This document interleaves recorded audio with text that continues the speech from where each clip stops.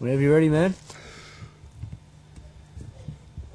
Well, here we are in a completely incredibly pristine environment, away from the recording studio, away from the internet, away from any telephone communication, any mobile phones, completely and utterly isolated the way nature intended.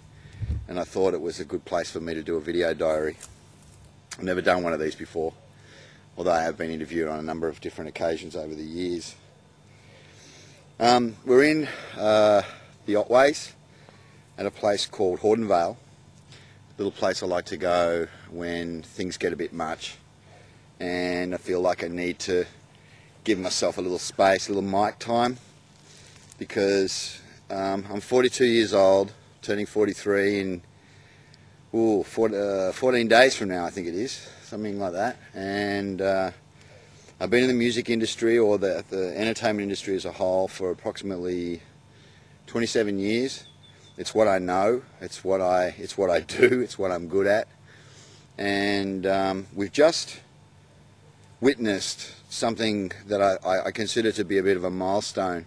We watched the brand spanking new My Chemical Romance DVD, 3 Cheers for Sweet Revenge, and out of all the rockumentary and documentaries and stuff like that that I've seen over the years, this one really kind of made a statement, a very honest statement, and one that I thought was a great prequel, you know, to having a bit of a chat to my artists and the people, you know, within my worldwide team about what it is that, you know, we do as a collective.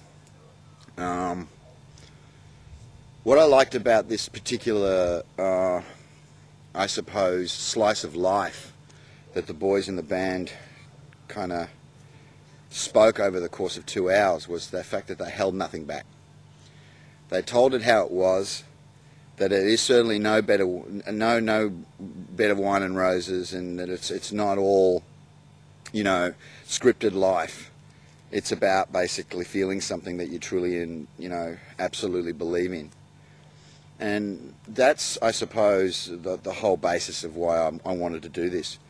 I do believe in what I'm doing, and as far as the bigger picture for those who come, you know, after me and people like me, you have to believe in something in order to be your best at it. And if you really do apply yourself and give yourself absolutely every chance to make a real go of something, then more often than not, over time, because everything takes time, all good things take time, you'll find your success. And you've got to stick at it, through thick and thin, through all the knockers, through all the people that are jealous of the way that you move up the ladder, so-called, you know, of the ladder of success. I think that what makes me somewhat unique in the bigger scheme of things is that over the years I've learned to develop my own rule book.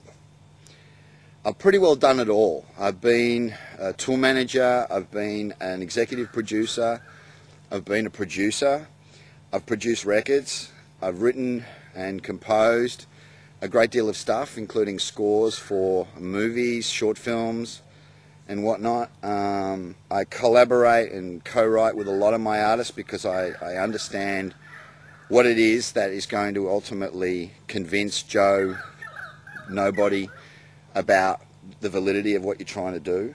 And so here I am, sort of somewhat in my twilight years now, 3 more of this full on, and then after that I pretty well want to give it away. Make room for those in my organisation that deserve it, who have worked hard and want an opportunity to try and make something great happen for themselves by using the sort of steps that I created along the way. So let's talk about music industry reality and how it sits in the current scheme of things as far as an artist, or a band for that matter, finding success. You have to be different. You have to dare to be different. And like the boys in My Chemical Romance, you need to reinvent yourself. You can't be satisfied with what a label or management or a publisher or any of those particular people that are part and parcel of the entities that create an artist's success, of them saying, yeah, it's cool, it's enough. It's never enough. You've always got to strive to be more than where you started from. Where you start from is like the melting pot, and from that you'll just develop over time. You'll get to be a more proficient and a more sculpted songwriter. You'll deliver structures that get to the point a lot quicker, that make a statement and an impact that people will relate to and somewhat respect you for. And that's what creates that whole kind of rock god status. People wanting to be a mirror of what it is that you're doing and what you've created over time. So I think what's kind of cool is the fact that everybody on the planet, man, woman, child, whatever you want to call it, has got the ability within them to do exactly that, to be able to surpass their own sense of mediocrity in the world, you know, the way that they've been placed in the fabric of our society. And it's the creative individuals that ultimately they move on, and they're the ones that actually set new standards. And it's these new standards that I think more and more we have to embrace. And we have to learn to step outside of the square, and we have to learn to dare to be different. And that's what that DVD showed me, and reaffirmed in my head things that I have been long quiet about for quite a while. And now I feel we've got an opportunity to bring them forward and make them known to the world, for that matter. So I think in order to put it into some perspective, you have to decide pretty early on in the piece, what do you think you're good at? And follow that pathway to the best possible conclusion or outcome as you can. If you feel that you're a proficient musician, then you need to continue to strive to be better than where you started.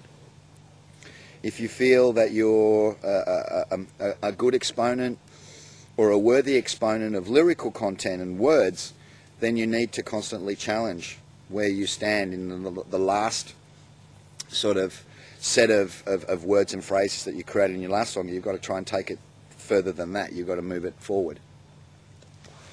If you feel that you have the ability